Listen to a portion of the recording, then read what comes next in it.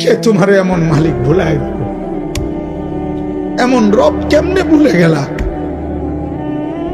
এমন মালিক কেমনে ভুলে গেল? আলাম নাজালিল আরদা মিহাদা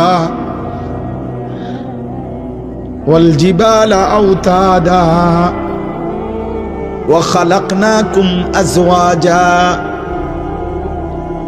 ওয়া জাআলনা নাওমাকুম সুবাতা ওয়া জাআলনাল লাইলা লিবাসা ওয়া জাআলনান নাহারা মাশা। আল্লাহ বলে, বলো না বান্দা,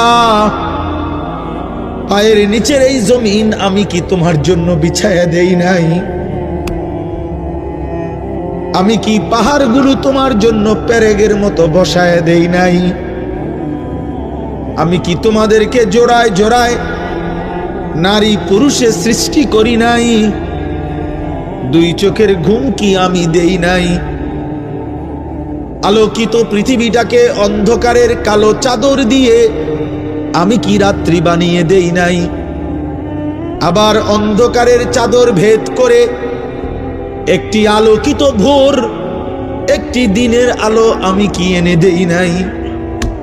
মাথার উপরে 7টা আসমান আমি আল্লাহ কি বানাই নাই? একটা সূর্য কি আমি উঠাই নাই?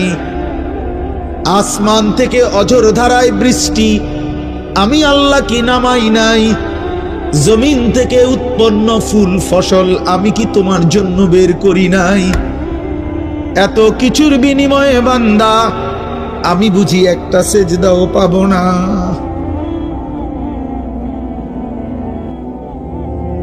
আজ ঘরে যাইও না আব্বা। এই ছেলেরা যে কয়জন এখানে বসছো, নামাজ পড়ো নাই, ঘরে যাইও না, ঘরে যাইও, মসজিদে যাইও, মসজিদে মালিকের সেজদা দিয়ে যাইও। বেনামাজি যদি ঘুমায় যাইয়া ঘুম যদি আর না ভাঙ্গে, রাত যদি আর ভোর না হয়, এই পৃথিবীর বাস্তবতা এটা। এজন্য আমি অনুরোধ করলাম, আল্লাহ বলেন, বান্দা